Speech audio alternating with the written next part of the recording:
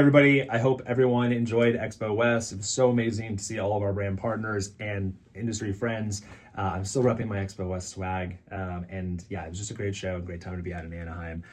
Today is our first whiteboard session post Expo West. I'm going to dive into a topic that's really near and dear to me, which is first-party data, and talk a little bit about how it differs from third-party data and really how you can use it in your sales story. So when we talk about first-party data, we're talking about any data that you own, right? So request forms, surveys, your direct-to-consumer list, your Klaviyo list, all of that is first-party data, right? You own that customer, you have their consent, you can reach out to them directly. There's a lot of power in that first-party data. When we talk about third-party data, and really when the industry talks about third-party data, they're talking about three major companies mostly: Spins, Nielsen, IRI. This is that purchase data, that scan data at the store level. And it's extremely important, right? Every big brand uses it. Every big brand makes decisions off of it. But I want to talk a little bit about the difference and then how they both support your sales story, especially first-party data.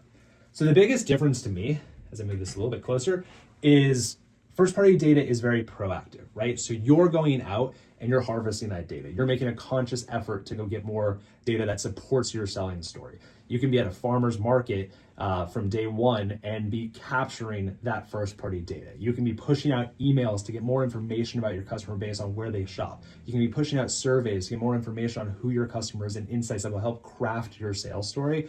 First-party data is very proactive, and you need to have a plan in place and a great partner to be able to capture that data and know what to do with it. Third-party data is very reactive, right? You have to be in the market. You have to be in stores. You have to wait a week or two for sell-through to actually occur to then see what that data is telling you. So it's very reactive. You're being proactive with what offers you're running and how you're supporting that store. But in terms of actually analyzing the data and seeing the results, third-party data is going to be very reactive in that storytelling, which is the biggest difference to me in the two data sets and how you're telling a cohesive sales story to the retailer. I mentioned this again, first-party data, the big reason why we're such big champions of it is you own the data, right? You know who the customer is, you have their email, you have their phone number, you have consent to reach out to them, and owning the data makes it much more valuable, and you can have a much smaller data set. When we see brands all the time with a couple thousand customers where they know exactly where they shop, they understand their purchasing habits, they fill out surveys, they have robust profiles on these customers, and so having owned data that you own is actually better because you have a much smaller data set that's still really impactful to your business. Purchase data, again, you're gonna have to purchase data for third-party data. It is very expensive. It is worth it though. And that is going to be really one of the bigger differences between the two is you're gonna have to make a decision in your life cycle as a brand when it's time to start purchasing that third-party data.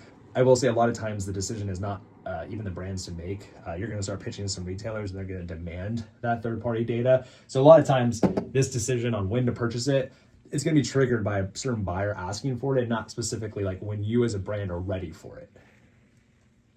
The main purpose that we see for first-party data is to quantify demand, right? That's how you're supporting your sales stories. I want to know where my customers shop. I want to know how they're engaging with my brand. I want to know why they're pulling my brand versus another. I want to have deep insights on who that customer is so that when I reach out to the buyer, I can tell them exactly how much demand I have, and I have a real clear way to activate those customers inside the store since I own all that customer data, and you have a direct line of communication back to the consumer.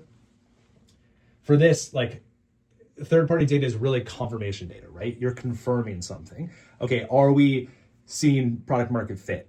I'm going to use third-party data to track that. Are we performing well inside of Target or Wegmans or Whole Foods or whatever retailer we're trying to perform when? Are we hitting our velocity metrics? That is really the data that you're using to confirm, right? Again, it's talking about reactionary. It's going to be delayed data. A lot of it, the purpose of it is to confirm and then make decisions after it. Where first-party data, you're quantifying the demand, you're thinking a little bit more outward about what you want to prove and what you want to say, and you have a little bit more levers to pull on when it comes to first-party data to be able to tell that story in a way that's promising for your brand.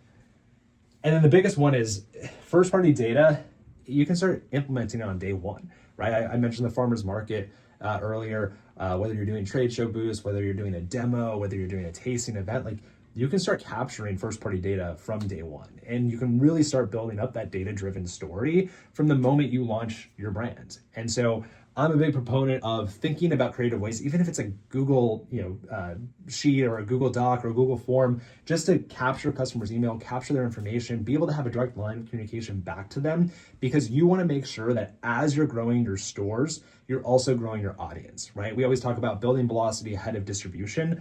That comes by having a very strong core philosophy around how you're going to capture first-party data on day one. And then third-party data is really ACV dependent, or it's very focused on when that buyer is telling you to purchase that product, when to purchase that data. So you're going to have internally, hopefully, like an ACV trigger on like, hey, listen, once we hit this ACV, we're going to start purchasing this data set, or we're going to need to start confirming what our velocities are here.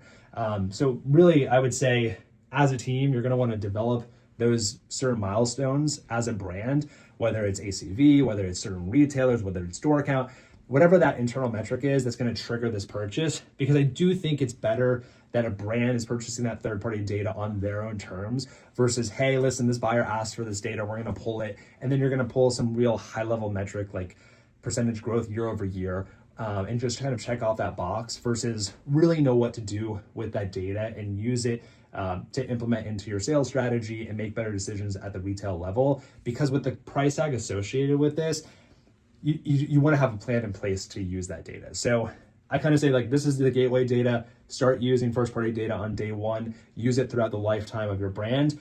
And then you'll have a better way to intertwine and leverage that third-party data as well. And then when you go into those buyer conversations, you're telling a very clear story of, this is the future of where our product's going to go. This is the demand we have. And these are the results that we already have seen in market that show that this demand is supported. And both of these things then start to work together.